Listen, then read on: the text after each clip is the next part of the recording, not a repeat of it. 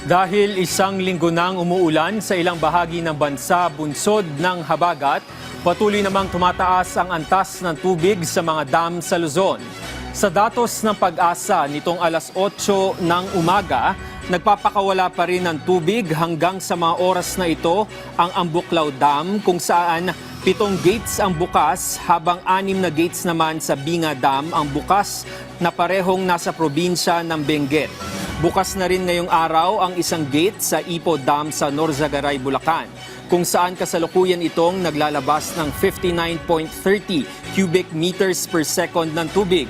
Tumaas naman sa 80.11 meters ang level ng tubig sa Lamesa Dam, kung saan malapit na ito sa spilling level na 80.15 meters. Dahil dito, inaabisuhan ang mga naninirahan sa mababang lugar malapit sa Tulyahan River, kabilang ang Fairview, Forest Hills, Quirino Highway, Santa Quiteria at San Bartolome sa Quezon City na mag-ingat sa banta ng pagbaha. Nadagdagan naman ng higit 8 metro ang antas ng tubig sa Angat Dam kung saan nasa 170.47 meters na ito, pero nananatili pa rin ito sa critical level kumpara sa normal high level na 210 meters.